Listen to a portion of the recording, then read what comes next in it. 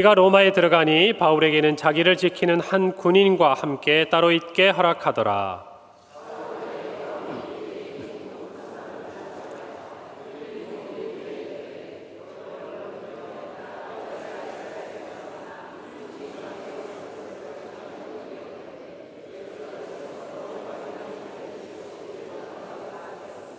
로마인은 나를 신문하여 죽일 죄목이 없으므로 석방하려 하였으나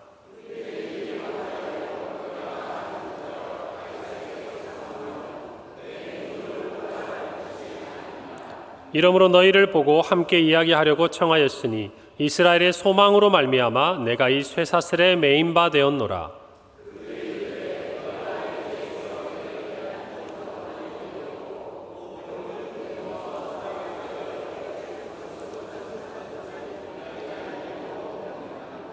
이에 우리가 너의 사상이 어떠한가 듣고자 하니 이 파에 대하여는 어디서든지 반대를 받는 줄 알기 때문이라 하더라.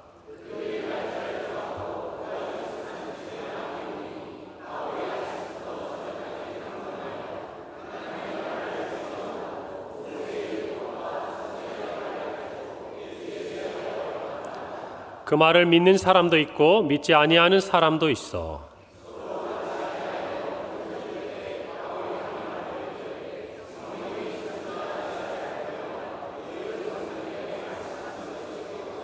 일러스되 이 백성에게 가서 말하기를 너희가 듣기는 들어도 도무지 깨닫지 못하며 보기는 보아도 도무지 알지 못하는도다.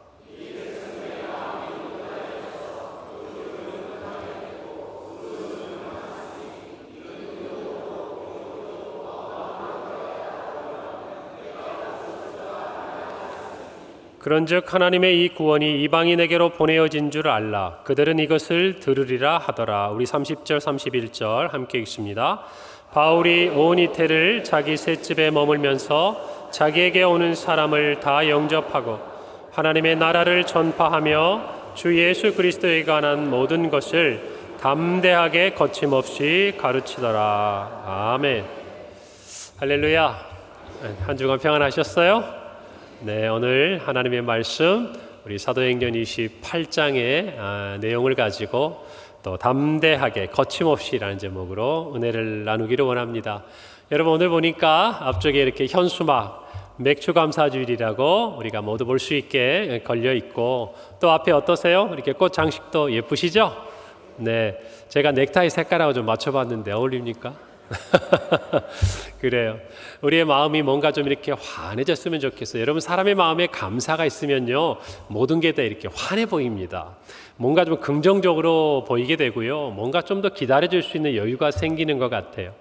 오늘 저와 여러분이 감사주일이니까 다른 어느 때보다 우리의 마음속에 그와 같은 감사가 가득하기를 바랍니다. 또 보니까 오늘이 7월의 첫째 주예요. 우리가 1년을 12달로 우리가 지내니까요. 정확히 이제 절반이 지나고 우리가 7월의 첫 시간을 맞이하게 됩니다. 이때에 우리가 맥주감사주일로 드리는 의미가 있다고 생각해요. 제가 작년에 이 맥주감사주일에요. 맥추절을 지키라 라는 제목으로 말씀을 전했습니다. 하나님께서는 이스라엘 백성들에게 맥추절을 지키라고 말씀하셨어요. 맥추절은 그 이름에 있는 것처럼 이스라엘 땅에서 이렇게 보리를 추수하고 난 다음에 하나님 앞에 지켰던 절기입니다. 그리고 우리가 이 맥추절을 생각할 때 신앙적인 의미를 보자면 77절이다, 오순절이다 라고 이야기할 수 있는데 77절은 7일인 한 주간이 7번 지난 언제로부터? 6월절부터 그때를 말하는 것이고 오순절은 5오자에 열흘순 해서 5번의 열흘이 지난 50일째 되는 날이다. 그래서 같은 의미를 가지고 있어. 자, 이런 우리가 맥주감사주일에 특별히 좀 생각해 보아야 될 것은 그 절기상 6월절 그리고 맥추절 또 우리로 말하면 추수감사주일과 같은 수장절을 두고 볼 때 이 맥주감사절은 가운데 위치하고 있는 절기가 돼요. 그러니까 무슨 말이냐면 지난 시간 하나님께서 우리에게 주셨던 은혜들을 돌아볼 수 있는 시점이고 또 오늘 이 시간 속에서 내 삶에 하나님 주신 은혜가 무엇인가 체험하고 살아가는 시간이기도 하고요. 또 앞으로 남은 또 수장절, 추수감사절을 기다리면서 또 이때는 하나님께서 우리에게 어떤 은혜와 감사를 주실까 이것들을 기대하는 시간이기도 한다는 것이에요. 그러니까 저와 여러분이 오늘 이 예배를 드리면서 첫째는 우리의 마음에 감사가 있기를 바랍니다. 아멘. 그리고 오늘의 삶에 대한 기쁨을 가졌으면 좋겠고요. 또 앞으로 우리가 다음에 추수감사주일 또 나머지 우리 2023년의 마지막 날을 맞이하는 그때까지 하나님이 우리에게 주실 은혜들을 소망하고 기대하는 오늘의 예배가 되기를 바랍니다. 그래서 우리가 정말 연말이 되고 또 가을이 됐을 때는 우리 안에 새로운 은혜로 더 가득한 복이 있기를 바랍니다. 특별히 오늘 제 마음속에 또 감사가 있는 것 하나는 저희가 시작했던 사도행전 이 강해 설교 시리즈가 오늘 28장이니까 마치는 시간이에요. 작년 제가 살펴보니까요 10월 9일에 제가 처음으로 이 사도행전 1장을 가지고 이 강해 시리즈 설교를 시작했고 뭐 중간에 여러 절기들 또 가정의 달에는 또 가정에 대한 메시지들을 준비하고 이렇게 지나고 보니까 여러분 작년 10월에 시작했는데 7월에 들어서 마무리가 되니까 그건 한 10개월 지난 거 아닙니까? 그렇죠? 10개월 맞나요? 한 9개월 이 정도 지났는데 제 생각에는 하루에 한 장씩 설교를 하니까 생각보다 좀 빨리 끝나겠다 싶었는데도 꽤 긴 대장정이었던 것 같습니다. 하나님께서 이 모든 시간들 동안 우리를 인도하심에 감사를 드리고 오늘 말씀을 통해서 또 우리 모두가 사도행전 전체를 아우르는 하나님의 은혜를 받기를 간절히 바랍니다. 우리는 지난 시간에 사도 바울이 로마로 가는 그 여정을 살펴보았어요. 가는 길에 배를 타고 그레데 미양이라는 곳에서 베닉스로 겨울을 나기 위해서 가다가 여러분 큰 광풍을 만납니다. 그 이름이 유라굴로라는 광풍이었어요. 그 바람에 휩쓸려 가지고 표류를 하는 거죠. 그러다가 오늘 성경 28장 이제 초반부에 쭉 보면 멜리데라는 섬에 이제 멈추게 되고요. 거기에서 이제 구조를 받게 됩니다. 그리고 거기에서 그들이 드디어 로마로 들어가게 되는 일들을 성경이 기록하고 있습니다. 길고 긴 여정 끝에 바울이 드디어 로마에 도착합니다. 우리가 정말 바울이 예루살렘 갈 때부터 로마에 갈 것이다. 로마에 가게 될 것이다. 그리고 뭐 잡히고 재판을 받고 2년간 또 갇혀 있기도 하고 정말 길게 우리가 이 로마로 오는 여정을 지나왔습니다. 드디어 로마에 왔어요. 어쩌면 이 로마는 그 당시에 땅끝이라고 할 수 있고 또 하나는 세상의 중심이라고 할 수 있는 도시죠. 로마 제국의 수도이자 그 당시에 200만 명이 거주하는 가장 큰 도시였기 때문에 그렇습니다. 그곳에서 바울은요 새로 집을 얻어서 그곳에서 2년을 지냅니다. 그리고 자기를 지키는 군인 한 사람과 함께 생활을 해요. 그런데 갇혀 있다고는 하지만 또 감시를 받고 있지만 나름대로 자유가 허용이 됐습니다. 그래서 자기를 찾아오는 사람들을 만날 수 있었고 이야기할 수 있는 그런 환경이었어요. 오늘날로 따지면 정치인들이 가택연금을 당한다라고 이야기할 때 집 밖으로는 못 나오고 사람들이 오고 가면서 그 안에서 만나서 여러 가지 일들을 할 수 있었던 그런 상황을 생각하시면 될 것 같아요. 바울이 로마에 도착해서 3일이 지난 이후에 그곳에 있는 유대인 지도자들을 초청을 합니다. 그리고 자기가 왜 이곳에 왔는지를 설명을 해요. 내가 유대인들에게 해를 가하기 위해서 황제에게 고발하기 위해서 온 것이 아니라 내가 억울하게 고소를 당해서 내 죄를 이 로마의 법으로 밝혀줄 것 같아서 내가 여기에 왔다 이야기하면서 내가 이 고난을 당하는 것은 이스라엘의 소망을 내가 믿고 간직하기 때문이다라고 이야기를 해요. 그런데 그 소망이 무엇이라고 이야기를 하냐면 예수 그리스도다라고 이야기를 하는 것이. 나뿐만 아니라 모든 이스라엘의 소망이 예수 그리스도라. 이것은 누누이 바울이 강조하고 자기를 변론할 때 이야기했던 부분입니다. 그리고 오늘 성경 후반부를 보니까요. 이 2년의 시간을 지난 동안 바울은 매일 아침부터 늦은 시간까지 자기를 찾아온 사람들에게 하나님의 나라를 전파하고 또 예수 그리스도에 관한 모든 것들을 가르쳤다고 그래요. 어떻게? 담대하게 거침없이. 성경이 우리 그걸 말하고 있는 것이. 여러분 이것이 사도행전의 마지막 기록입니다. 여러분 어떻게 보면 마지막이라고 생각하면 뭔가 이 마침표가 딱 찍혀져야 될 것 같은데 여러분 보니까 다른 서신서나 뭐 다른 데 보면요 바울이 다 뭐 인사 말도 전하고 그리고 뭔가 이제는 이 성경의 끝이 딱 지어졌구나 라고 느낌이 오는데 사도행전은 뭔가 좀 달라요. 어떤 느낌이냐면 아직 뭔가 좀 남아있는 게 많은 것 같거든요. 바울이 지금 로마에 재판받으러 왔으니까 재판의 결과는 어떻게 됐는지, 그리고 그곳에서 뭐 유대인들이 핍박하고 바울을 힘들게 하는 사람은 없는지, 또 재판의 결과 이후에 바울은 풀려났는지 뭐 계속 있었는지, 여러분 뭔가 우리가 좀 알고 싶은 이야기들에 대해서는 그냥 그렇게 열어놓고 그냥 딱 끝나버린 그런 느낌이 들지 않으세요? 우리는 성경이 기록하지 않지만 여러 가지 기록과 전승을 통해서 알고 있는 게 있습니다. 바울은 이 첫 번째 오늘 성경에 있는 구금된 이 장소로부터 풀려납니다. 그리고 나중에 다시 재차 붙들려서 투옥이 돼요. 그리고 두 번째는 지금과는 전혀 다릅니다. 지하 감옥에서 사람들을 만날 수도 없고 이제 자신에게 죽음의 그림자가 다가오는 것, 그것들을 경험하는 것이 두 번째 갇혀서의 바울의 모습이에요. 그리고 그는 네로 황제의 박해 시기에 그곳에서 순교를 당합니다. 어떻게 할 수 있냐고요? 자, 이 부분들에 대해서는요, 먼저는 주후 4세기 초반의 교회사가였던 유세비우스가 쓴 교회사에 이와 같은 바울의 투옥과 또 순교의 기록들이 되어 있습니다. 좀 더 거슬러 올라가 볼까요? 그러면 주후 1세기, 그러니까 이제 바울이 죽고 난 바로 얼마 뒤에 이 초대 교부였던 클레멘스가 쓴 서신이 있어요. 이 클레멘스가 쓴 서신서의 내용을 보면 바울이 1차 구금이 됐다가 풀려나서 다른 곳에서도 복음을 또 전했다라는 기록들이 있었어요. 그래서 이것들을 우리가 유추해 볼 때 이 이후에 유대 전승을 통해서 또 기록을 통해서 바울이 어떤 마지막 시간들을 맞이하게 됐는지를 우리는 알 수 있습니다. 여러분, 그런데 이런 것을 그냥 다 일일이 누가가 왜 기록하지 않았을까? 물론 우리의 궁금증이 거기에 있지만, 그러나 실로 중요한 것은 이 사도행전의 마지막에 무엇인가 결말을 짓지 않고 열려있는 채로 끝난 그 이유는 어쩌면 다른 성경에서도 우리가 좀 찾아볼 수 있는 부분이 있는 것 같아요. 여러분, 복음서는요, 예수님이 십자가에 죽으신 것으로 끝나지 않았습니다. 어떻게 끝났죠? 그럼요, 예수님께서 부활하셨습니다. 공관복음에 보면 그렇게 돼 있죠. 그리고 나서 예수님이 부활하신 데서 끝났습니까? 아니요, 승천하셨습니다. 그리고 다시 오실 것에 대해 말씀하셨어요. 그러니까 마침표가 찍혀 있어요? 안 찍혀 있어요? 안 찍혀 있는 거예요. 아직 남아 있는 거예요. 누가 다시 오시기를?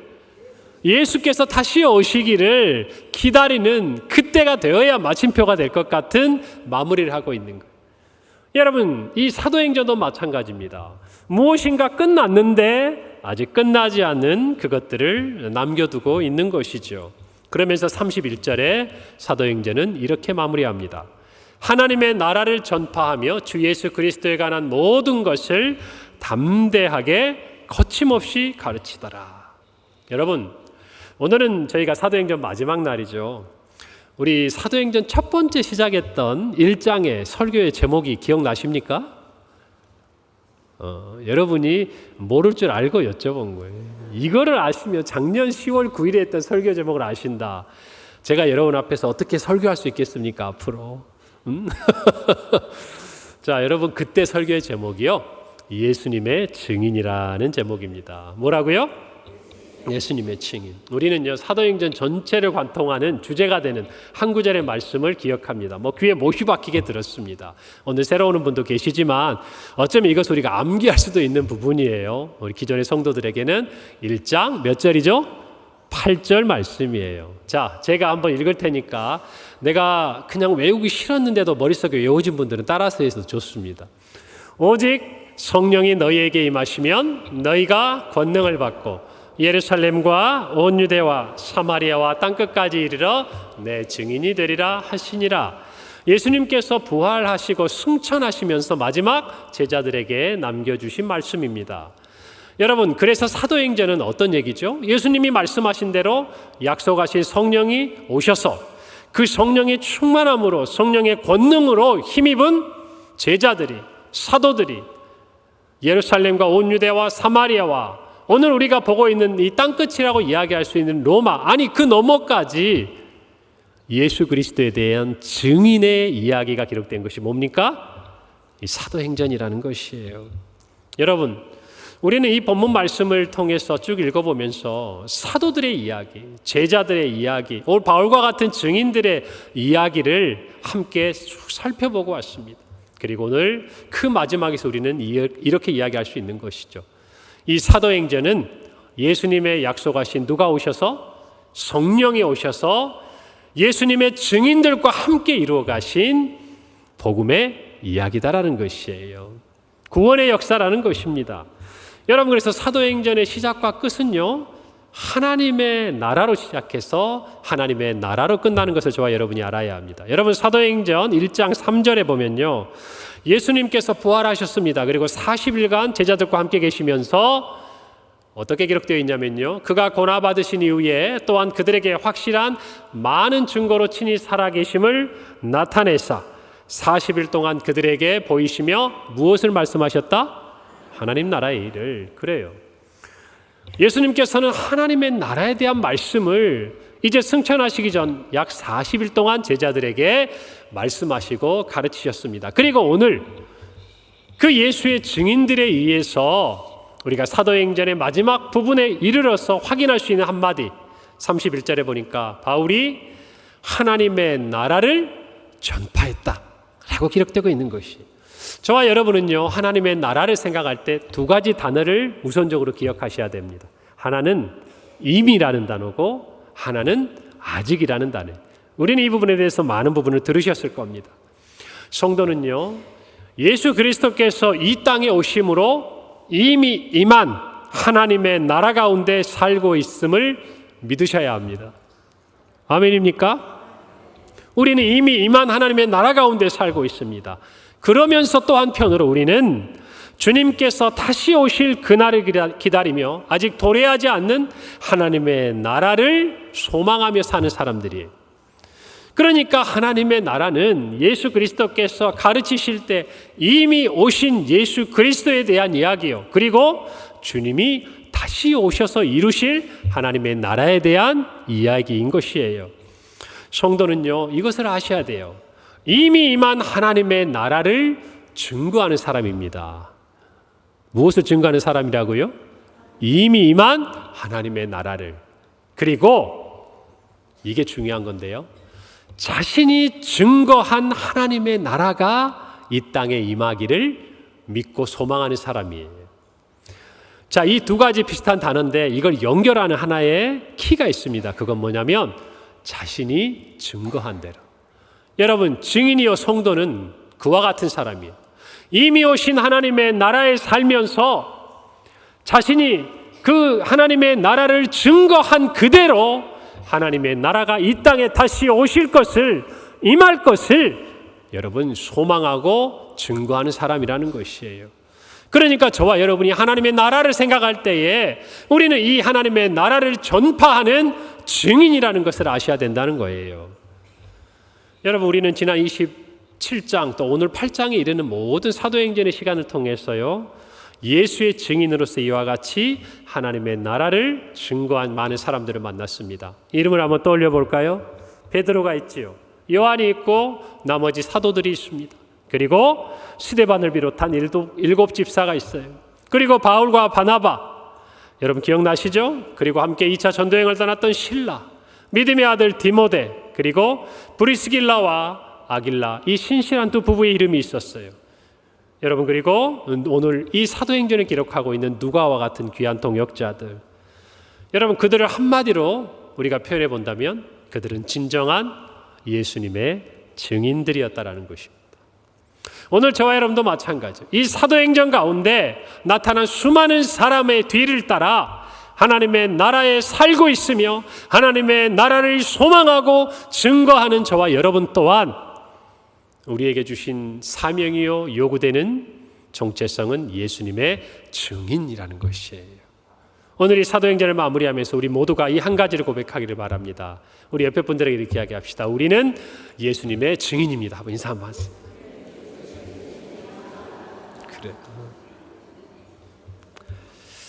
자, 그럼 예수님의 증인은 어떤 모습이어야 할까? 오늘 사도행전이 기록된 마지막 절 28장 31절에 보면 맨 끝에 두 단어가 위치해요. 그게 오늘 성경의, 오늘 설교의 제목입니다. 담대하게 거침없이. 우리 한글 성경, 우리 개역 성경에 보면요, 개정판에는 모든 것을 담대하게 거침없이 가르쳤더라 이렇게 기록되어 있는데, 여러분 이것들이 이제 헬라어, 이 성경이 쓰여진 원어 그대로 제가 직역을 해보면 이런 의미를 가지고 있어요. 이렇게 기록되어 있어요. 전파했습니다. 하나님의 나라를. 그리고 가르쳤습니다. 주 예수 그리스도에 관한 모든 것을. 그리고 맨 마지막에 두 단어가 뭐냐면 담대하게 거침없이. 오늘 살고 있는 저와 여러분, 예수님의 증인이라고 이야기할 수 있는 우리 모두가 가져야 될 모습이 바로 이 모습입니다. 사도행전의 맨 마지막 두 단어 무엇이라고요? 담대하게 거침없이. 우리는 하나님의 나라를 전파할 뿐만 아니라 주 예수 그리스도에 관한 모든 것을 가르쳐야 되는 사람이라는 것이에요. 어떻게? 다시 한번 담대하게 거침없이.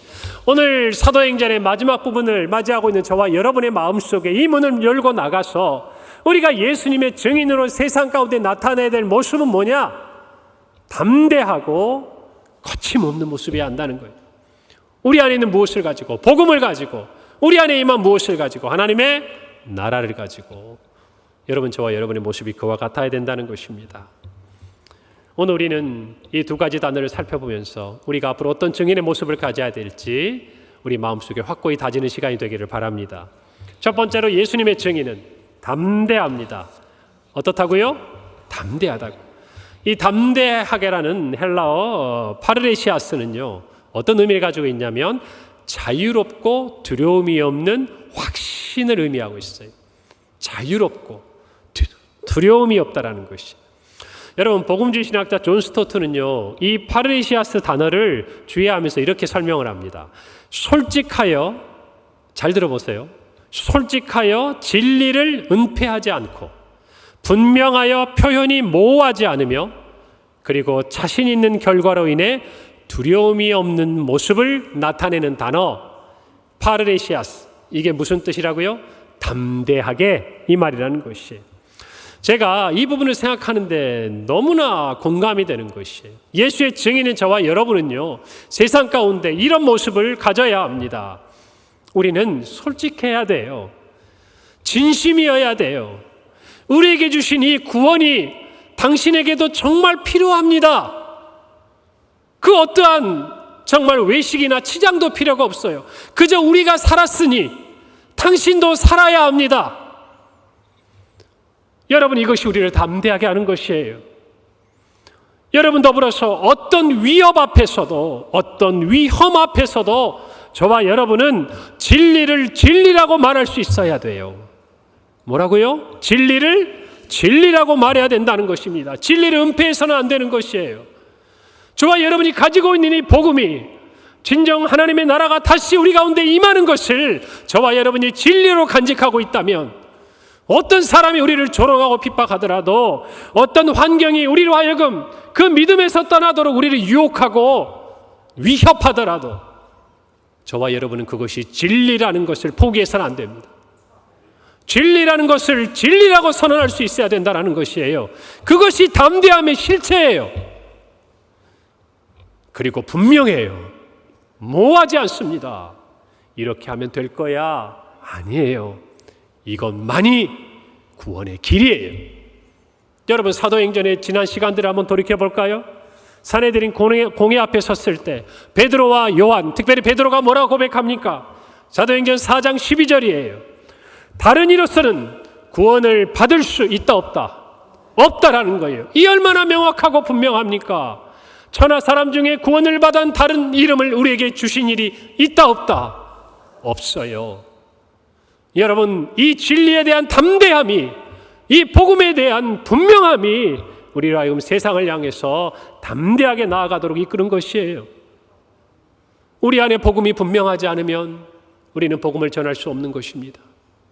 우리 안에도 확신이 없고 우리 안에도 그것이 다른 길이 보이는데, 다른 것이 있는 것처럼 여겨지는데 어떻게 그것이 유일하다고, 그 외에는 다른 길이 없다라고 여러분 우리가 이야기할 수 있겠습니까? 더 볼까요? 빌립보 감옥에 갇혀있던 바울입니다. 여러분, 옥터가 지진이 일어나서 무너졌을 때 간수가 그에게 말합니다. 어떻게 해야 내가 구원을 받을 수 있습니까? 다른 말 하지 않아요. 너무나도 선명합니다. 너무나도 분명합니다. 사도행전 16장 31절 1절 누구를 믿으라? 주 예수를 믿으라. 그리하면 너와 내 집이 구원을 받으리라. 다른 것이 아니에요. 여러분, 우리는 세상 가운데 나아갈 때 하나님의 나라를 전파하고 주 예수 그리스도에 대해서 가르치고 증거할 때에 다른 얘기할 필요가 없는 거예요. 이 한마디면 충분한 겁니다. 주 예수를 믿으라. 그리하면 너와 내 집이 구원을 받으리라. 여러분, 우리가요, 이 확신이 없으니까, 이 분명한 확신이 없으니까 세상 앞에서 담대하지 못한 것이에요. 여러분, 증인이란 어떤 사람을 이야기합니까? 그가 보고, 그가 듣고, 그가 체험한 것을 이야기할 때 그가 증인인 거 아닙니까? 여러분, 우리가 본 것이에요. 우리가 들은 것이에요. 우리가 구원을 받은 일이에요. 우리가 경험한 이 일에, 우리가 체험한 이 일에 대해서 세상을 향해 외치는데 우리보다 더 담대할 수 있는 사람이 누가 있냐고 말이에요. 우리보다 더 솔직할 수 있고 우리보다 더 당당할 수 있는 사람이 누가 있냐고 말이에요. 오늘 저와 여러분이 이 담대함을 갖기를 간절히 바랍니다. 여러분, 이 담대함은 어디서 오는 것일까? 여러분이 자신에게는 오는 게 아니에요. 여러분, 우리가 기억하는 것도 흔들릴 때가 많아요. 심지어는 우리가 본 것도 그래요. 여러분, 법정의 드라마나 실제 우리 중에 그런 다툼을 할 수 있는 분도 경험 속에 좋은 일은 아니지만 있을 수 있어요. 그런데 거기서 여러분, 검사나 변호사가 피고인이나 피의자를 묻습니다. 당신 그날 이게 맞습니까? 분명히 보았습니까? 분명히 자기가 본 건데도 어때요? 나중에 위축이 되잖아요. 진짜 그런가? 여러분, 이게 저와 여러분이에요. 우리는 예수 그리스도의 부활을 보았습니다. 우리는 예수 그리스도의 부활을 들었습니다. 그분이 임한 하나님의 나라와 또 그분이 우리에게 다시 오실 그 하나님의 나라에 대해서 분명히 저희는 체험한 사람이에요. 이 일에 대해서는 제가 예수님의 증인을 설교할 때 분명히 말씀드렸습니다. 여러분, 그런데도 우리는 흔들려요. 세상이 우리에게 물어요. 너 구원받은 거 맞아? 너 진짜 부활한 예수님 본 거 맞아? 너 손 넣어봤어? 여러분, 우리의 담대함은 그래서 저와 여러분에게 있는 게 아니에요. 성경은 우리가 아닌 성령님께 있다라고 말해줍니다. 여러분, 그래서 우리의 담대함은요, 첫 번째로 성령의 충만함에서 오는 것이에요. 어디에서 온다고요? 우리가 조금 전에 읽은 말씀, 사도행전 1장 8절의 말씀처럼 오직 성령이 너희에게 임하시면 너희가 무엇을 받고? 권능을 받는 거예요. 여기서 시작하는 거예요. 우리의 지혜와 우리의 지식과 우리의 확신이 아니에요. 성령께서 매일매일 우리를 충만하게 하시고 우리에게 능력을 주셔서 우리로 하여금 담대히 주의 복음을 증거하게 하실 때 우리는 세상을 향해 담대하게 나아갈 수 있는 것인 줄 믿으시기 바랍니다. 그래서 우리의 신앙은요, 과거에 머물러 있어서는 안 돼요. 우리의 믿음은 과거에 우리가 경험한 그 어떤 것, 우리가 본 그 어떤 것, 우리가 들은 그 어떤 것에 멈춰 있으면 안 되는 거예요. 매일매일 우리의 삶 속에 성령의 충만함으로 새로워져야 돼요. 그래야 우리는 세상을 향해 담대하게 이야기할 수 있는 것이에요. 10년 전에 20년 전에 들은 주님이 우리에게 들려주신 그 말씀, 우리에게 보여주신 그 약속, 우리가 주님 안에서 구원을 받은 그 감격이 오늘 저와 여러분의 삶에 새롭게 확인되고 검증되어야 저와 여러분의 오늘의 삶에서도 예수님의 증인으로 살아갈 수 있다는 것입니다. 그저 냉장고에 맛있는 과일과 아이스크림을 넣어놓고, 냉장실이면 나아요. 냉동실에 넣어놓고 몇 년이 지나서 꺼내어보는 그런 신앙 가지고는 여러분, 우리는 세상 앞에 담대할 수가 없습니다. 본 것도 흔들려요. 들은 것도 가물가물해지는 거예요. 여러분의 지금 모습은 어떻습니까? 여러분은 증인이라고 이야기할 만큼 이와 같이 분명한 확신이 있습니까? 확신이 있습니까? 그렇다면 세상이 여러분을 감당하지 못할 거예요. 여러분이 세상 앞에 담대해질 거예요. 오늘 이 말씀을 저와 여러분의 마음에 간직하고 성령의 충만함을 입기를 바랍니다. 아무리 강조해도 부족하지 않아요. 매일매일 성령의 그 능력을 힘입는 저와 여러분이 되어야 합니다. 두 번째로 그 담대함이 어디서 나오는가? 확고한 사명의식에서 나와요. 어디서 나온다고요? 확고한 사명의식에서. 여러분, 사도 바울은 사도행전 20장 24절에 이렇게 고백해요. 내가 달려갈 길과 주 예수께 받은 사명 곧 하나님의 은혜의 복음을 증언하는 일을 마치려 하면은 나의 생명조차 조금도 귀한 것으로 여기지 아니한다 그랬습니다. 여러분, 세상에서요 정말 자기의 목숨만큼 무엇인가를 열정을 쏟고 애정을 가지고 헌신하면 그래도 무엇인가를 이루어갑니다. 하물며 하나님의 일에 있어서 무엇을 말하겠습니까? 여러분, 바울같이 자기의 생명을 아끼지 않았던 예수님께 받은 그 복음 전도의 사명을 위해서 자기의 모든 생명뿐만 아니라 자기의 모든 위치와 사회적인 관계와 재산과 모든 것까지라도 그 후순위에 들 수 있었던 사람들이 바로 증인이었다는 것이. 사랑하는 성도 여러분, 사명이 목숨보다 귀하다는 말을 다시 한번 우리 기억해 보기를 바랍니다. 저와 여러분이 오늘 받은 이 구원은요 바로 이 복음을 위해서 자기의 생명을 아끼지 않은 사람들이 있었기에 우리에게 전해진 것입니다. 굳이 베드로와 요한 또 정말 오늘 성경에 있는 바울만을 이야기하는 것이 아니에요. 오늘 이 땅에 복음을 전해주고 그들의 생명을 이 땅에 묻어놓았던, 여러분 양화질에 갔던 그 수많은 선교사들, 피 한 방울 나면서 이 땅에 한 번도 와보지 않았던 그들이 무엇 때문에 이곳에 와서 그들의 목숨을 내어주고 갔습니까? 그들이 주님께 받은 사명이 그들의 생명보다 귀하기 때문 아니었습니까? 그들이 주님께 받은 그 사랑이 정말 우리에게는 그 사랑을 전하지 않고는 견딜 수 없는 그 사랑으로 그들의 마음속에 가득했기에 어떤 사람은 복음을 제대로 전해보지도 못하고 오자마자 풍토병에 걸려서 이 땅에 쓰러져 갔고, 어떤 사람은 태어난 지 얼마 안 된 자기의 자녀들이 이 땅에서 쓰러져 가는 것들을 보면서도 이 땅에 남아 복음을 전했던 그들의 이야기가 바로 저와 여러분, 우리가 받은 구원의 터전이 된 거 아니냐 그 말이. 사랑하는 성도 여러분, 사명의식을 확고히 하시기를 바랍니다. 사명의식에 붙들림 받지 않고 여러분이 복음으로 세상 앞에 담대하고자 한다면 그거는 굉장히 어리석은 일이에요. 여러분이 이 땅에 있는 동안 생명이 다하는 날까지 오늘 이 사도 바울의 고백처럼 여러분에게 주신 사명을 발견해야 돼요. 그리고 그 사명을 붙들어야 합니다. 그래야 하나님께서 여러분의 사명을 다 이루기까지 여러분을 지키고 보호하시는 거예요.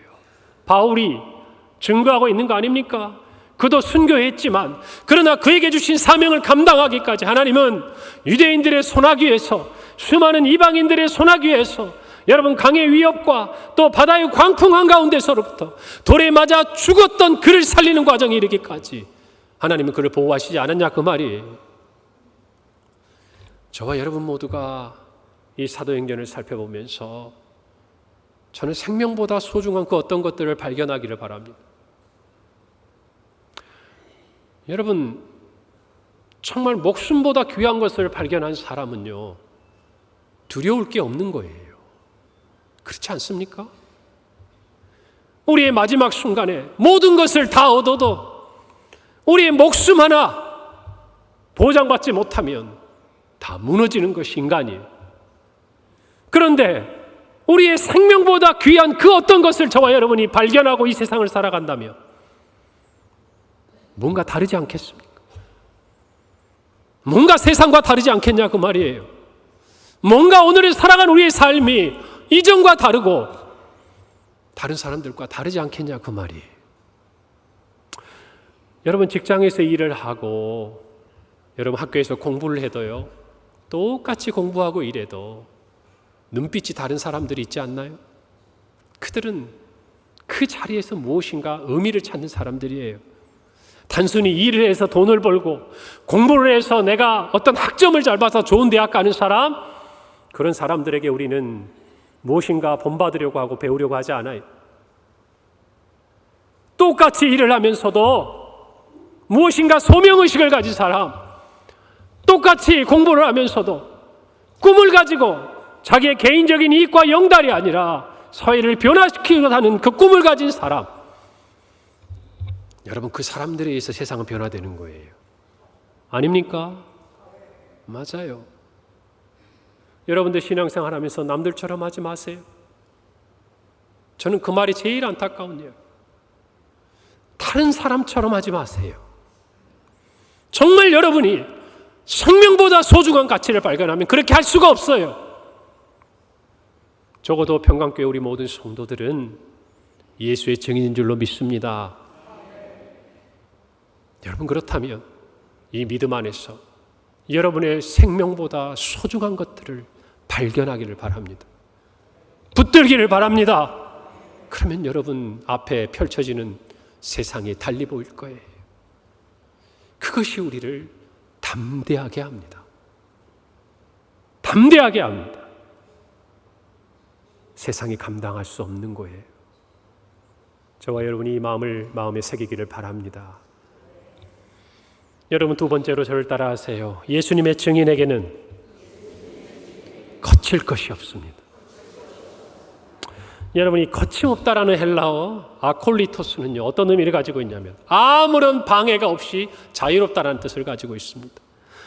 여러분, 비록 군인의 감시 아래 있었고요, 그는 쇠사슬에 매여 있는 몸입니다. 그러나 여러분, 복음은 매이지 않았습니다. 사도 바울은 그의 유언과도 같은 디모데후서를 그의 믿음의 아들 디모데에게 보내면서 이렇게 기록합니다. 디모데후서 2장 9절에 복음으로 말미암아 내가 죄인과 같이 매이는 데까지 고난을 받았으나 하나님의 말씀은 어떠하였다? 매이지 아니하였다, 그 말이에요. 여러분, 사도행전 우리에게 무엇을 가르쳐 줍니까? 예수님의 증인들은 거침없이 복음을 전파했고, 그리고 그들이 전한 그 복음은 어느 누구도 막을 수 없었다는 거예요. 로마 제국도, 유대인들도, 또 정말 그 유대의 총독들도, 그리고 바람과 광풍마저도 그들이 전한 복음을 감히 막을 수 없었다, 그 말입니다. 거침없이 복음이 전파됐다, 그 말이에요. 사랑하는 성도 여러분, 이것이 사도행전의 증거입니다. 오늘 바울이 로마에 도착한 것이 그 증거가 아닙니까? 오늘 우리는 이 말씀들을 보면서 분명히 깨달아야 돼요. 세상의 눈으로 보면 바울은 재판을 받기 위해 로마로 가는 것이지만, 신앙의 눈으로 보면 바울과 함께 복음이 본격적으로 땅끝이라고 할 수 있는 로마, 전 세계를 향해서 나아가고 있는 거 아니냐, 그 말이에요. 누가 막아서냐, 그 말이에요. 무엇이 막아서냐, 그 말이에요. 하나님께서 예수의 증인으로 세운 사람들이 거침없이 복음을 증거할 때에 그 복음은 어느 누구도 그 무엇도 가로막을 수 없었다는 것을 믿는다면, 저와 여러분은 이 땅의 하나님의 나라와 주 예수 그리스도에 관한 모든 것들을 증거하지 않을 이유가 없는 것이에요. 여러분, 오늘 이 본문 앞에서 우리는 정말 이 끝까지 거침없이 복음을 증거하는 도구로 쓰임받는 바울을 살펴볼 수 있습니다. 여러분, 바울은 이때 이 감옥에 갇혀 있는 동안 우리가 잘 아는 옥중서신을 씁니다. 에베소서, 빌립보서, 골로새서, 빌레몬서. 여러분, 그는 매여 있었지만 복음은 다시금 일하기 시작하는 거예요. 막을 수 없는 것이에요. 빌립보서 1장 12절 14절에 바울은 빌립보 교회에 편지하며 이렇게 말합니다. 형제들아, 내가 당한 일이 도리어 복음 전파의 진전이 된 줄을 너희가 알기를 원하노라. 이러므로 나의 매임이 그리스도 안에서 모든 시위대안과 그 밖의 모든 사람에게 나타났으니 형제중 다수가 나의 매임으로 말미암아 주 안에서 신뢰함으로 겁없이 하나님의 말씀을 더욱 담대히 전하게 되었다 그랬어요. 여러분, 그는 매여 있었습니다. 그의 육신은 묶여 있었습니다. 그러나 복음은 그 무엇의 방해도, 그 무엇의 장애물도 없이 여러분 이 곳을 뚫고 나가서 에베소, 빌립보, 골로새와 온 땅을 향해 전파되는 것들을 저와 여러분이 볼 수 있는 거 아니겠습니까? 사랑하는 성도 여러분, 복음은 매이지 않습니다. 만약 복음이 우리 자신에게서 매여 있는 것 같다면 그것은 복음의 능력이 약해서가 아니라 우리 자신의 복음의 확신이 약한 것이요, 우리가 성령 안에서 복음의 능력을 힘입지 못하기 때문이라는 걸 아셔야 돼요. 여러분, 복음은 구원을 주시는 하나님의 능력입니다. 하나님의 능력이 약한 것이 아니라 복음에 대한 우리 확신이 부족하다라는 것이에요. 사랑하는 성도 여러분, 오늘 저와 여러분은 이 이후로 복음 안에서 담대하고 거침없기를 바랍니다. 담대하고 거침없기를 바랍니다. 누가가 사도행전의 결말을 열어놓고 마무리한 이유가 어디에 있는지 우리는 그걸 알아야 돼요. 이 이후에 쓰여질 우리가 함께 써내려가야 할 이 사도행전의 뒷이야기는 담대하고 거침없는 이야기일 것입니다. 여러분, 혹자는 이야기합니다. 사도행전 29장, 존재하지 않는 사도행전 29장은 무엇을 이야기하겠습니까? 우리가 앞으로 써내려갈 그 대담하게 거침없이 써내려갈 우리의 이야기가 아니냐 그 말이에요. 우리 앞선 믿음의 선배들이 써왔고 우리가 써가고 우리의 후대가 써내려가고 우리 평강의 다음 세대가 써내려가야 될 그 담대하고 거침없는 증인들의 이야기, 그것은 우리로 인해서 다시금 쓰여지는 것이, 오늘 이 말씀을 붙들고 우리 모두가 땅끝으로 나아가기를 바랍니다. 우리의 가정이, 우리의 학교가, 우리의 일터가, 이 땅이, 저 북한 땅이, 그리고 우리가 정말 기도하는 20개의 미전도 종족이 머무는 그 땅이, 그리고 오늘 광고한 대로 8월 8일부터 12일까지 우리 청년부가 떠나는 일본 도쿄, 그 땅이 우리에게는 땅끝이라는 것이, 여러분 그곳을 향해 담대하게 나아가시길 바랍니다. 거침없이 나아가길 바랍니다. 우리가 믿음의 확신으로 나아갈 때 복음은 그 땅의 문을 활짝 열 것입니다. 마치 바울이 로마와 전 세계의 문을 열었던 것처럼 복음은 그런 일을 행하는 하나님의 능력이 되기 때문이에요. 오늘 저와 여러분이 그 믿음 안에서 오늘 사도행전의 마지막을 맞이하기를 바랍니다. 사도들에게 주어졌던 이 사명은 이제 교회를 통해서 저와 여러분에게 주어지고 있는 것이, 오늘 저와 여러분 모두 예수님의 증인으로서 우리가 보고 듣고 믿고 받은 구원을 담대하고 거침없이 증거할 때 주님께서 우리를 통해 놀라운 구원의 역사를 펼치시고 우리 교회를 통해 하나님의 놀라운 일을 이루실 줄 믿습니다. 기도하겠습니다. 하나님, 은혜를 감사합니다. 우리의 마음에 감사의 기쁨의 마음을 주시고 오늘 사도행전의 마지막 이 시간을 우리가 맞이하면서 하나님 앞에 정말 다시 한번 예수님의 증인으로 바로 서도록, 담대하고 거침없이 나아가도록 하나님 결단할 때 주님께서 우리와 함께 하시고 우리를 통하여 우리에게 주어진 땅 끝에 주의 복음을 증거하는 삶으로 살아가게 하옵소서. 감사드리고 예수님의 이름으로 기도합니다.